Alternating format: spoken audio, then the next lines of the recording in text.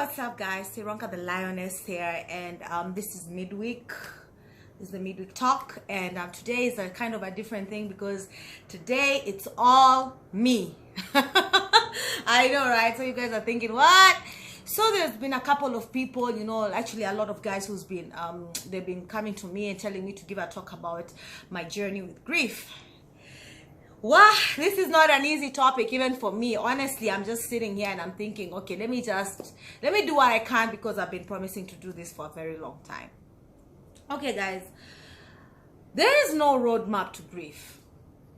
Unfortunately, there is no roadmap to grief.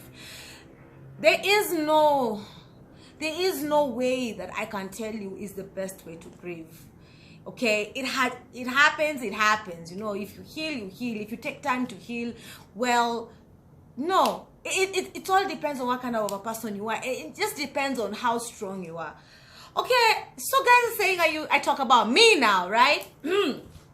So when he died, that was 18th September 2018. That was 2 years ago. This will be the 3rd year. And the first thing I remember is I went into shock. The first time I was told, I went into shock. I did not talk. Okay, I did not talk. And I remember I was like, I couldn't cry.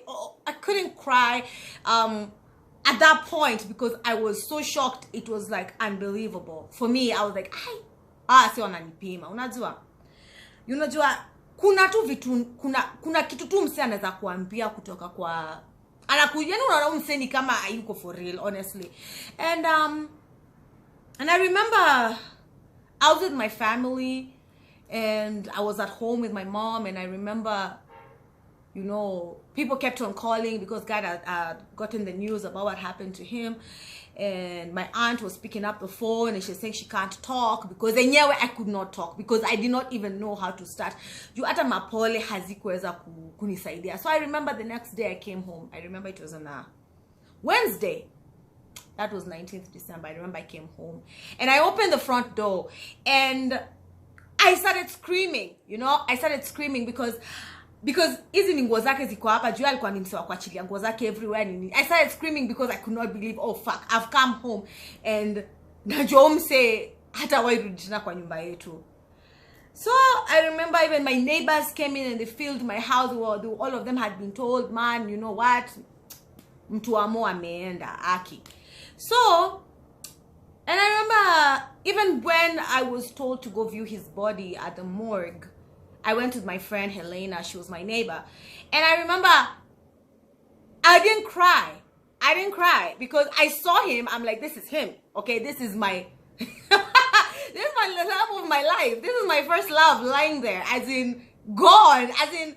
So I was like, okay, okay. I talked to him and I remember we went because I couldn't stand there and watch the postmortem. Come on, really, that I couldn't do that because I didn't have the strength. I didn't have the strength. I didn't have the courage that I could see somebody cut him open. That would have probably made me very violent. And so 2 weeks passed, and so that we could go bury him in TZ. And I remember those 2 weeks. I have no recollection until today what the hell I did. Like, I keep on asking my friends, what did I do hizo wiki mbili Freddy akiwa kwa morgue? Wasa niambia si moli kuna shinda tu kama umelewa, unashinda umelala. But I cannot recall. You know, at least you have pieces of memories. But I guess I don't know how I got that amnesia from my head because I tried to recollect because the next thing I remember in my head was when we were going to see him in the morgue and we were taking him to Tanzania. And that's the time I remember I saw him in the casket and I just saw somebody else. I could not believe this is him. I mean, this is somebody who was my skin color and now he's as dark, I don't know what. Unaona? So I remember hata tukienda huko nilikuwa nimelewa kama kitu. I was high as a kite. Alikuwa best yake anaitwa Kim aliniletea makali. Akaniambia Mo, because that's what my friends call me, Mo. Tuende kuenda. Na tukaenda huko, na I remember the next day nilijua nini mazishi, but kwa mazishi ilinigonga. And I remember I even said I won't view his body, and I remember some 2 ladies who called alinishikania wakasema lazima uangalie mume wako. I viewed him, and I remember the funeral went well. There were a lot of people, but I remember it's like my mind was not there. So hata venye nakumbuka akipelekwa chini kwa shimo, mamake alikuja kanishika hivi. Sio kwa nafikiria ndaruka ama sijui nini, but I was not gonna do that. Of course, I was being reasonable. But I remember the next day I came back to Nairobi because I was, like the principal and the center manager of a school. So unaona ni October sasa inaelekea time ya mtihani. Sasa I had to come back and make preparations for the school, exams. And when I came back, I remember my mom came the same day to see me. No, she came the next day. Mimi na kidogo unaona mamangu, sistangu ndo hawa. My mama anakuja kwanza ananichapa my inspection ananiambia, uko sawa Sasa tukaendelea tu hivyo. Sasa mamangu alikuja kakaa na mimi hiyo time. Na nakumbuka I was drinking. You guys, I was taking alcohol, iwe beer, iwe makali, iwe nini nipatie tu, I just get high. And I remember I stopped eating. And by the way, ikaendelea to some point, guys, hata hakuwa anajua venye watanisaidia, because this is something that is even beyond their help, their control, because they cannot tell me how to feel. And I remember I was so destroyed. I was so messed up. I wasn't even praying. I wasn't talking to God. I was mad at God. I'm telling God, why did you do this to me? I'm only 29 years old. Mbona nimekuwa mjane? Mbona niko hivi sasa? Where am I supposed to start? And I remember the first thing that came to my mind, I wanted to quit my job. And a funny thing, I did quit my job. And I remember ilikuwa sasa after the cases, hata nikienda kuchukua cases sikuwa kwa mind yangu, as in tu nilikuwa tu nafuata tu line wenye tu watu wanachukua mtihani. But I thank God for those wonderful people at the Ruai office. They treated me so well. They took me and they knew, and this chick is going through something very bad, and they just were so nice to me. And then I remember after the cases, ilikuanga November, we still had, my sister was going to the States. Sasa sistangu alikuwa anaenda majuu. Na kwa mimi nililia kwa airport because I'm seeing mwenyewe nimemzika juzi. Sasa sistangu ananiacha. But you know what, it had to be done. And I remember it was just hard. And I remember if I jump ahead 2019, that's when I was a professional shitstorm, honestly. It was so bad for me because I remember sasa nilikuwa nimekonda sasa. Nakunywa natapika, nisimaliza kutapika na kunywa tena na hivyo. Nikiona nimezidiwa sana na take like a day break, the next day kukunywa tena. I drank na kunywa. I became a serious alcoholic. And this is where, guys, I'm trying to tell you, like, there is no way I can say that I was strong. It's just that now I'm better. Unaona? Na ukiangalia hiyo time nilikuwa nakunywa ni kwa sababu singeweza kuabsorb kwa akili yangu that umse hayuko na mimi. This is 9 years of my life. 9 years of my life that I just, because when somebody is gone, there's no way they're going to come back. And there's no way I'll ever have closure or, just to know, okay, what the hell, man? Like, why did you leave me? Why did you leave me with all this pain? And I started getting angry at people, getting angry at myself. Sikuwa nataka kuona watu, nilikuwa nalipukia kila mtu. My family can testify. Some of my friends can testify. They can tell you Sironka was not a good person.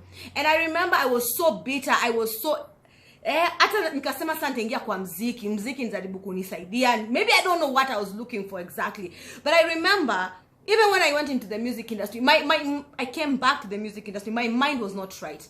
Nilikuwa naenda gig.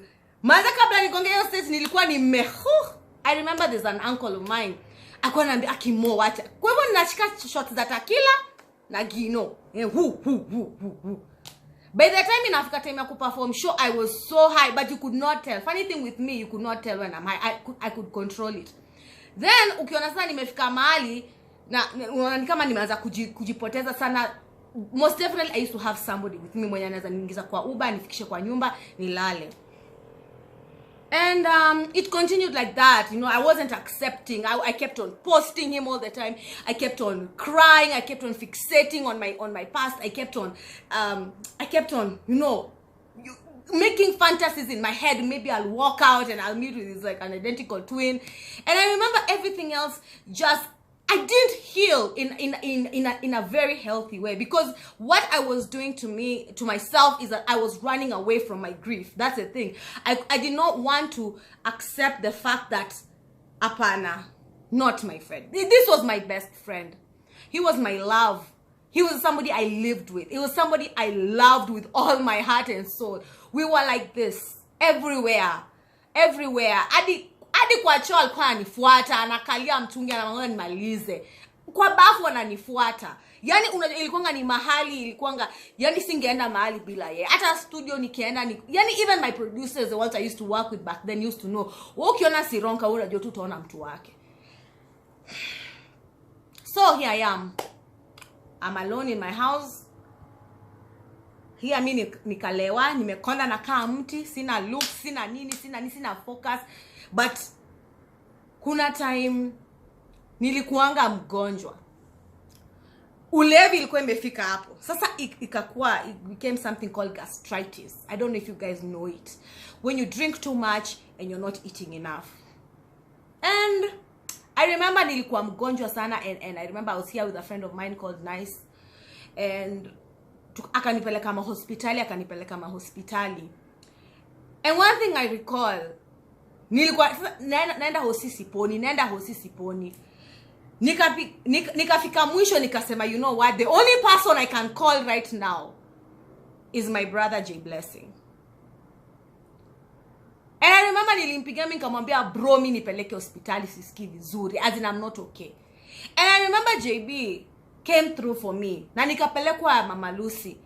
Na nakumbuka huyo daktari hata aliniangalia akajua, haya mimi I know you. Akachukua akaniweka madawa nini.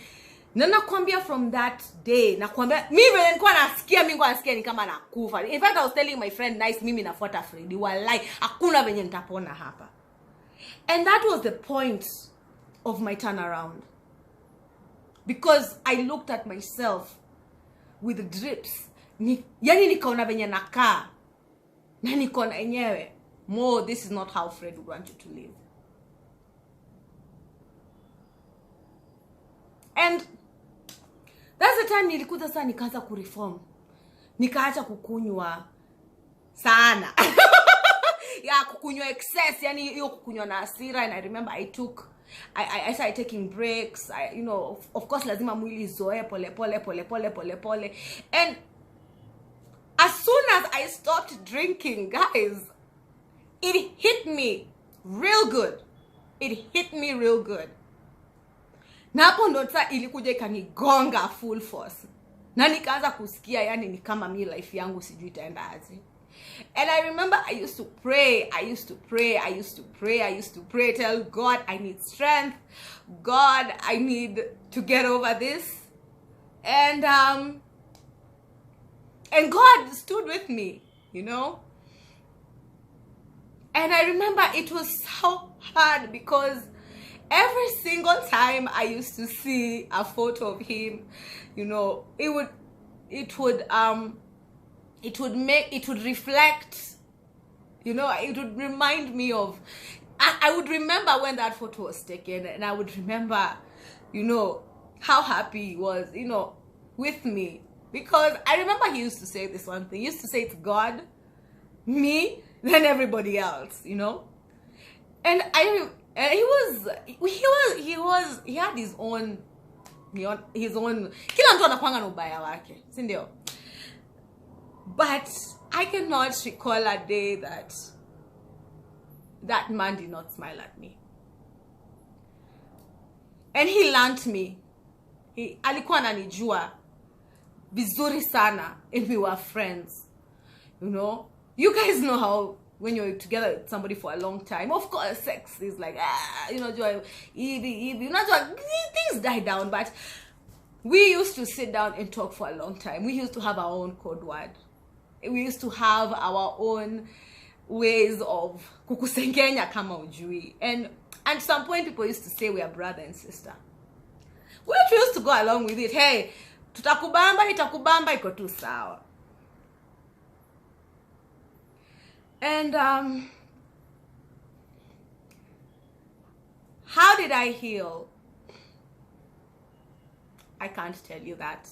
I can't tell you how.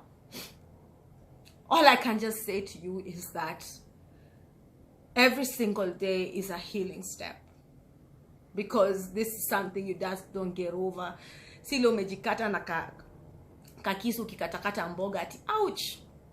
Inaisha? No. I'm trying to think about the questions guys have been asking me. Would I ever date somebody or get married again? Of course I can date someone. If to get married, that will take time, but